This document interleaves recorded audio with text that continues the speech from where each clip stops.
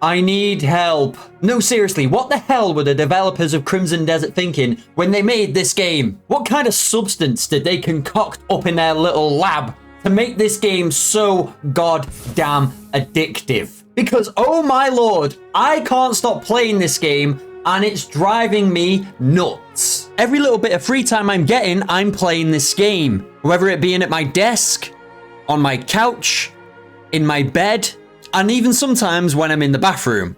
And I'm saying this is driving me nuts because I'm not having any time to play anything else but this game. And I've got a massive backlog of games. One of them being the Resident Evil games, which literally just before I purchased this game, I actually completed my first Resident Evil game, like after so many years, and I loved it. And then poof, I've not been able to actually play any more of this because I've got other obligations now. I'm now 40 hours or so into this game. Yes, I know it's probably rookie numbers compared to a lot of people, but the free time I'm having, that's quite a bit of time for me considering I don't get to play as many games as I should, even though I'm running a gaming channel at the moment. Quite ironic. But unfortunately, I have a full-time job. No, literally, it is unfortunate because I could just be playing this game all day and night and just turn into an absolute degenerate and just sit here with like Cheetos or, you know, Dorito crumbs all over me and live a pretty happy life for the next few months playing this. And I would still probably not get bored of this game because the amount of goddamn stuff there is to do on this. I'm not complaining. Put it this way, I'm 40 plus hours into this game and I've only discovered this part of the map. Yeah, I know. And I'm sure I'm not the only one. This game may as well be called Penand because that's the only goddamn place I've been to. Heck, I only found out like the other day that there's an area on this game called Crimson Desert, and I'm assuming this is what the actual game's named after. I might be wrong, but I'm pretty sure it is. And if you told me Penand was the only place you could actually go on this game, you know what? I'd still be happy. I'm only on chapter 6 of 14 on this game in the actual main story. I know before you say the story's trash, yes, it's not the most detailed or complex of stories, but I would say it's not bad. It's certainly getting better the more I'm getting into it. And the more you get into the story on this game, like I think I said earlier, the more options open up for your whole game experience. Like you unlock more things in the story to actually do in the game, like to do via camp or other abilities or, you know, like riding sort of different mounts and stuff along those lines. All those become available as you progress through the main story. And the reason I'm only on chapter 6 of 14 is because you don't even really need the story in this game. So it's just like an added bonus for this game. Don't get me wrong. Don't get me wrong. I'm a very much single player story-based guy. I'm not like a Fortnite fanatic or, you know, like or an FPS gamer. Heck, I don't even play online games. I can't remember the last game I played online. It was probably like Battlefront 2 last year when the hype was kicking off about that again. When was that? Like July last year? That's the last time I played a multiplayer game. So I'm not one of those people. I am very much a single player guy. And I'm saying I don't really need a story on this game, and that's because I'm creating my own story. Whether it's building up my camp, taking down bandit camps, doing the hundreds of side quests this game has to offer, exploring every little detail this game has on it, and its beautiful world and its stunning views, or bonding with my fellow grey mains. I say bonding. This guy called Jan can suck a fat one. I don't think I've ever felt so used in a game until I met this guy. Every time Jan gives you sort of like a side quest, it sounds like you're gonna go on some like absolute drunken adventure together until you get to that certain objective that you're meant to go to, and then he just goes, okay buddy, now you take care of the rest while I go ponder off somewhere else and get drunk or something on my own. How in the God's damn name Cliff doesn't even get angry at this guy? Like every time I've been doing a quest for him, Cliff's just been like, the bluntness that he is, okay, no problem. I'll see you later, Jan. Okay. Imagine if this was Geralt for some reason. I think Geralt would kick this guy in the face. Unfortunately, the main character of this game, Cliff, isn't the most interesting. As he's not really interesting at all. Hopefully, he becomes more interesting. But at the moment, he's just some cool-looking dude who reminds me of Jon Snow for some reason. But forgetting about people like Jan, because someone you know you can always rely on in this game would be your dog. Always trailing behind me, never leaving my side, my trusty White Dog. Yes, his name's White Dog. Because you know why? Because you can't rename your animals on this game.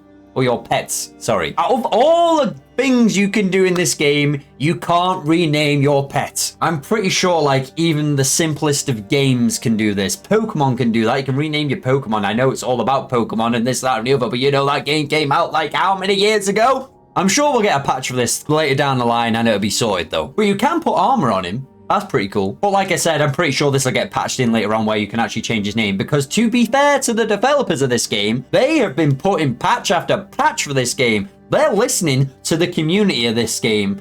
And I am very, very happy with these game developers. I wish a lot more game developers were like this. I could name a few, but I'm not gonna. But getting back to the point on why I'm so addicted to this game, it's because there's so much to do. I feel like this is one of those games where it's just so easy to pick up and just play. Rather than with like another story-based game, I want to say. Let's say The Witcher, for example. I wouldn't usually go onto The Witcher, pick it up for an hour or so, and do something because you get very invested in its story. And that's kind of where this game, like, is good again because the story's not too complex. I didn't think I would ever say something like that, but because the game's not that complex, you can just literally pick up the game. I've been playing this on my PlayStation Portal wherever I am. I'll sit there on my PlayStation Portal or just, you know, boot it up on my actual monitor, walk about 20 meters, and then there's something to do. Like, there's something to do, like, in every nook and cranny of this game. You will find something to do. And the thing you find to do doesn't usually take you that long, which is great. I could be fishing 1 minute. The next minute, I could be decorating my house. I could be gambling. I could be doing boss battles.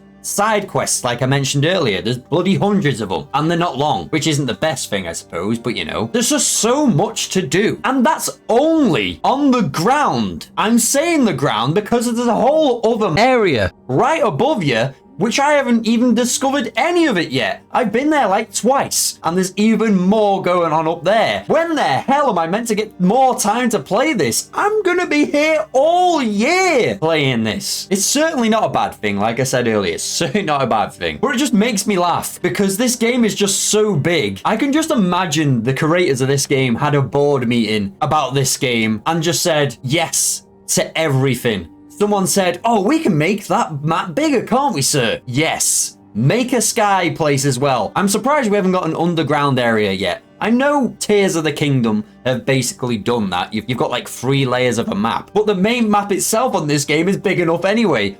But like I said, they must have had a board meeting and just said yes to everything that anyone said to them. Can we have flying mounts? Yes. Can we have mechs? Yes. Dragons, yes. Gliding, yes. Mystical powers, yes. Yes, yes, yes. Literally to everything. I can't even think of that many things off the top of my head, and that's probably why I've just said the most generic things.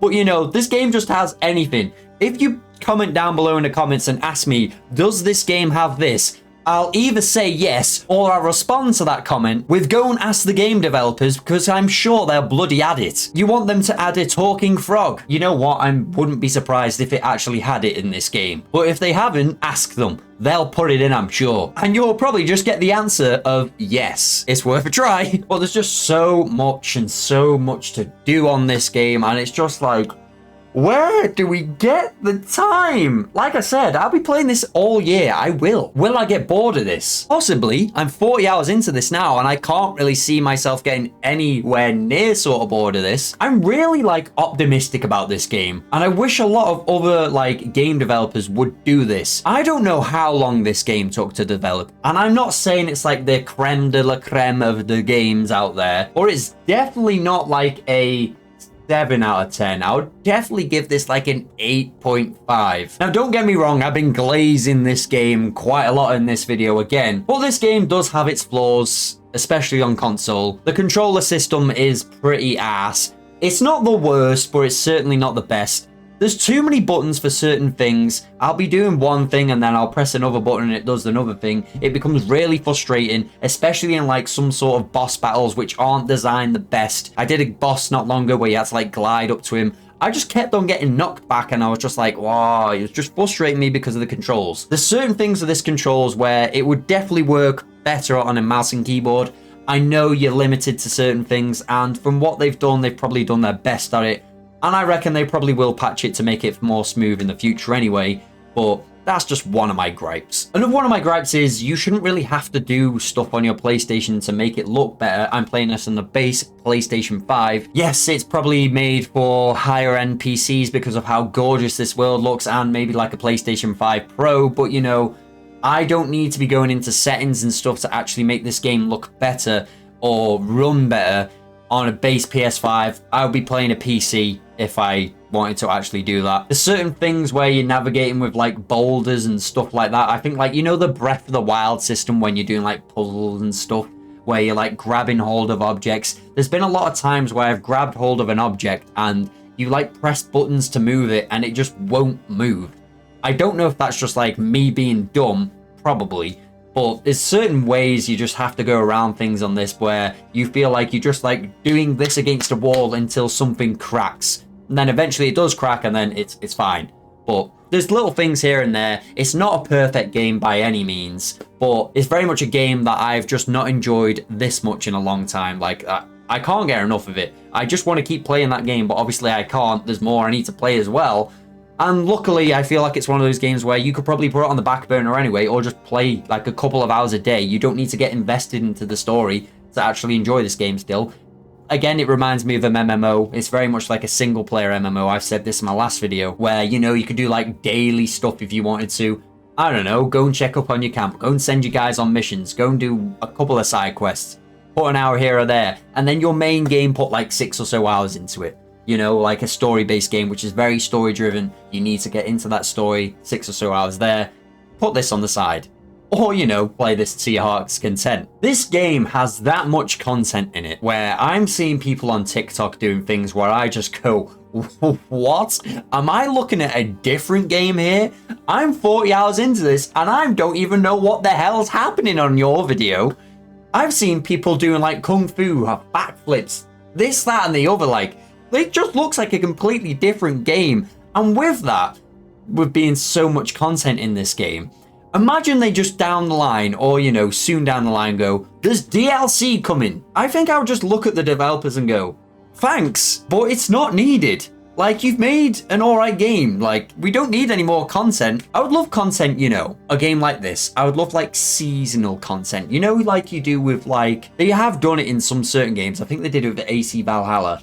And they do it on other games here and there. A lot of like online based games where, you know, it's Christmas. I don't know. Bring like a Christmas event out. An Easter event. I don't know. That would be the DLC that I would like consider like, yes, okay, I'll do this. It's like a limited time thing, shall I say, rather than it's just there forever. If they want to bring DLC out in the future, by all means. I didn't think I would ever say a game doesn't need DLC. But that's all I wanted to say about this game today anyway. I just wanted to get a lot of thoughts off my head and just say how much addicted I am to this game and explain to you why there's not really been any more videos on anything else at the moment because I just can't get off this game. And I really need to go and play some other side games soon. Like, I really need to get back into Resident Evil, like I said. There's more games coming out this year. There's more games coming out this year. A lot of good ones as well, which I need to like get my hours into this, clean up some of my backlog before the next big game comes out because I want to be doing videos on the next big games that come out like Wolverine and other games like GTA. I would say GTA, but you know, I don't know if there's even a point in doing a video on GTA with the amount of views it probably won't get. But anyway, well, hey, if you've enjoyed this video, please do consider subscribing and liking this video. It helps me out a great deal. And if you like videos like this, I do bring videos out as much as I can. Crimson Desert's made that a bit more of a less of an option at the minute, but you know, there will be more videos soon on different games, and there's probably more videos here on your screen right now if you want to check them out in the meantime. But yeah, that's all I had to say about Crimson Desert. Let me know what your thoughts are on Crimson Desert. Do you love the game? How many hours have you put into this game? Did you put the game down straight away? And what would you want in this game that already isn't in this game? Let me know.